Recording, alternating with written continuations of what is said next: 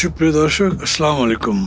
আজকে কথা বলবো রংপুরের 4 হত্যাকাণ্ড নিয়ে। 20 তারিখে হত্যাকাণ্ড সংঘটিত হয়েছে রাত্রেবেলা। সেই থেকে আজকে 5 দিন চলে গেছে। আপনারা পত্রপত্রিকায় দেখেছেন সমস্ত রংপুরবাসী বিক্ষুব্ধ, উত্তাল। অনেকগুলো মানববন্ধন হয়েছে, মিছিল হয়েছে, প্রতিবাদ হয়েছে।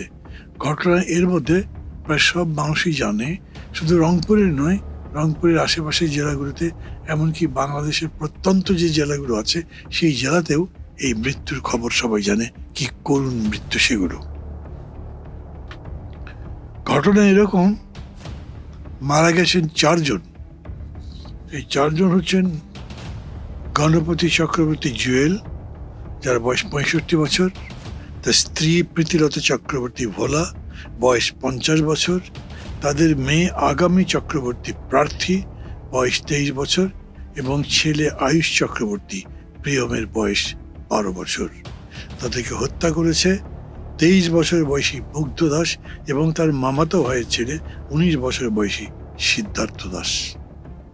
দুজন, যাদের দুজনের গড় বয়স পিতার সমান নয়, দুজনের যোগ করা বয়স মায়ের সমান নয়, তারপরে কন্যার বয়সও হচ্ছে 23। তারা দুইজন মিলে 4টা মানুষকে হত্যা করলো। কোনো প্রতিবাদ নেই, ঘটনা নেই, কেউ কিছু বলেনি। তাই সবার মধ্যেই এখন প্রশ্ন তৈরি হয়েছে, আসলে ঘটনাটা কি?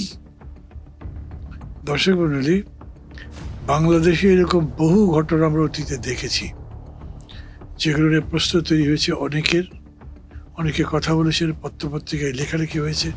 শেষ পর্যন্ত তদন্ত হয়নি ঠিকমতো, তদন্তে সবকিছু পাওয়া যায়নি। কিন্তু 24 জুলাই অভ্যুত্থানের পরে দেশের চেহারা বদলেছে, চরিত্র বদলেছে। ইতিমধ্যে ইন্টারনেটের বিকাশ হয়েছে। এখন অনলাইনে প্রায় দিনের খবর দিনে পাওয়া যায়, রাতের খবর রাতেই পাওয়া যায়। সেই কারণে ব্যাপক প্রচার হয়েছে এবং পুলিশ যেটা বলেছে হত্যাকাণ্ড সম্পর্কে, তার উপরে মানুষ বিশ্বাস করতে পারছে না। ঘটনাটা এরকম করে পুলিশ বলেছে 20 তারিখ রাত্রেবেলা, মেবি দুপুর রাতে 12টার সময়, অথবা একেবারে ভোর রাত্রে হতে পারে, কারণ মৃত্যু বা হত্যাকাণ্ডটা যে কখন সংঘটিত হয়েছে সে সম্পর্কে আমাদের কাছে কোনো স্পষ্ট ধারণা আসেনি। যখনই হোক, গণপতি চক্রবর্তী কোনো কিছু একটা আন্দাজ করে অথবা এমনিতেই ছাদে গেছেন। ছাদে গিয়ে দেখেন এই দুটো ছেলে। জিজ্ঞেস করেছেন, কি করছো তোমরা এখানে? এই প্রশ্ন শুনে ওই ছেলে দুটো ভয় পেয়েছে। তারা তো তাকে চিনে ফেলেছে, অথবা তারা তো, এই গণপতি চক্রবর্তী তো তাদের কথা বলে দেবেন।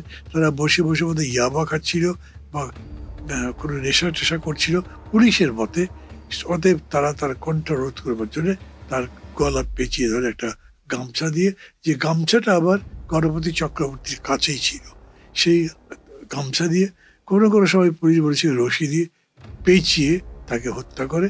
তারপরে লাশটাকে একটা টিন দিয়ে চাপা দিয়ে রাখে। কতক্ষণ পরে, এটা পুলিশ বলতে পারেনি, নিহতের স্ত্রী এবং তার কন্যা, আমি একটু আগে আপনাদের কাছে নাম বলেছি, প্রীতিলতা চক্রবর্তী ভোলা এবং তাদের মেয়ে আগামী চক্রবর্তী প্রার্থী, ছাদে আসেন। কিছু একটা আঁচ করেই হতে পারে, আন্দাজ করেই হতে পারে। এবং এই যে দুজন মানুষ, আবার খেয়াল করেন, একজনের বয়স 50, আরেকজনের বয়স 23। 50 বছরকে এখন খুব বৃদ্ধ সময়। মানুষ তার শক্তি হারিয়ে ফেলে, প্রতিবাদ করতে পারে না, নিজেকে রক্ষা করবার জন্য কোনো রকম চেষ্টা করে না। আর যদি গলার মধ্যে কোনো কিছু পেঁচিয়ে ধরে, খালি দুটো হাত এরকম করে যদি ভেতর ঢুকে দিতে পারে, তাকে শ্বাসরোধ করে মারাই যায় না। এই দুজনকে তাদের প্রতিরোধের মুখেও তারা হত্যা করেছে।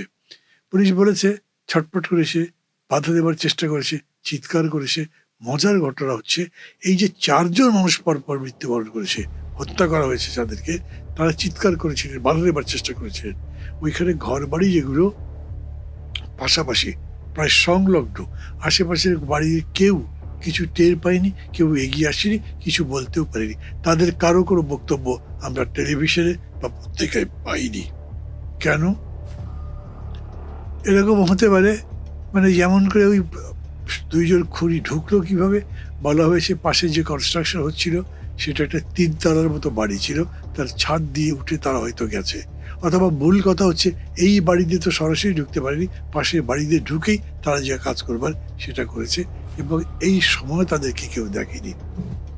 মানে অদ্ভুত কথা হচ্ছে 19 বছর আর 23 বছরের দুটো ছেলের নার্ভ কত শক্ত।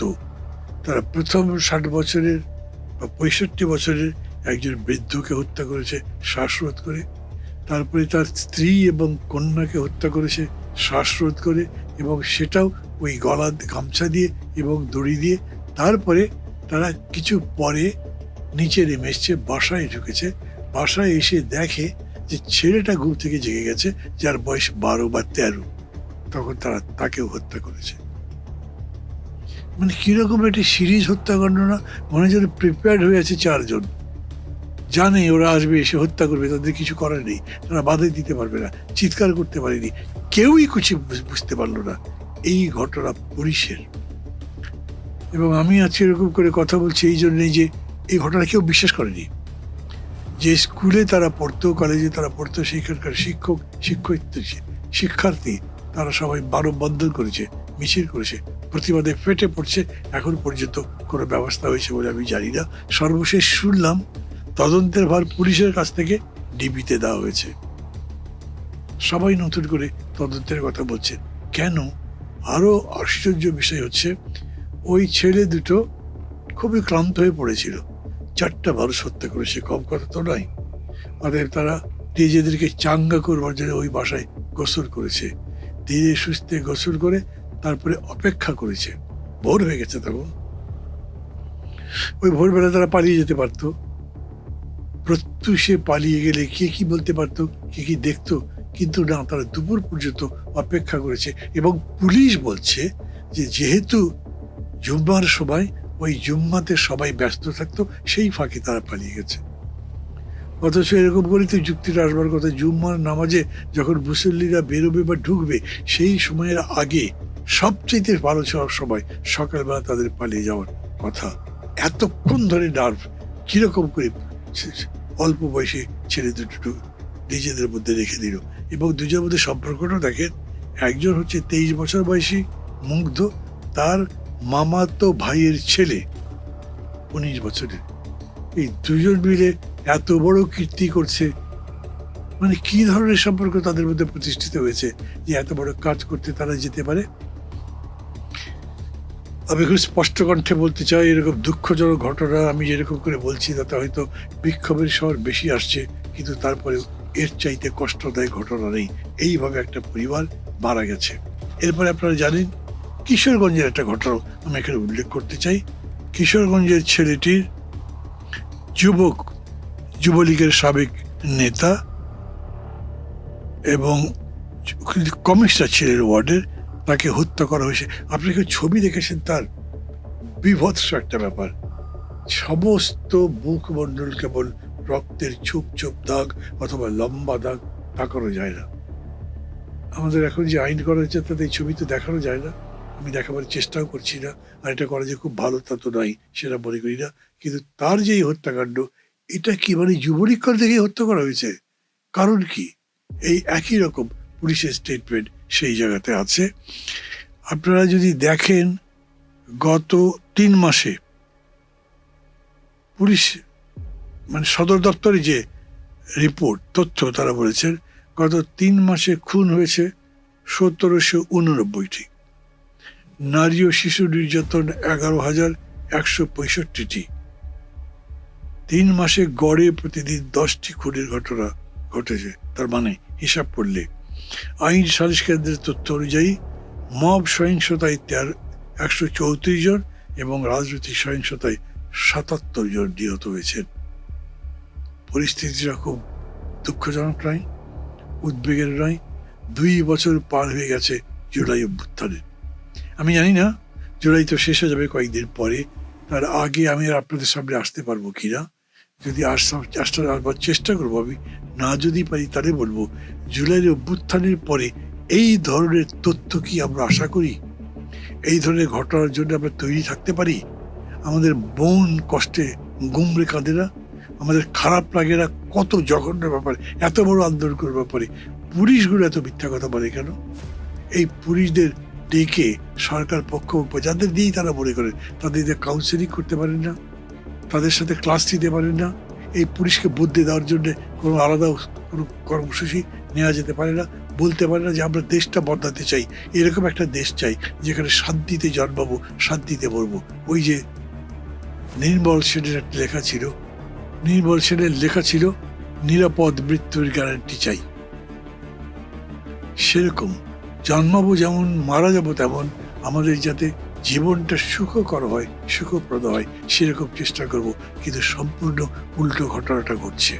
এই কারণেই আমি আজকের এই দিনে আপনাদের সবাইকে দাবি জানাচ্ছি, বিশেষ করে পুলিশ বাহিনীকে আমাদের বদলাতে হবে।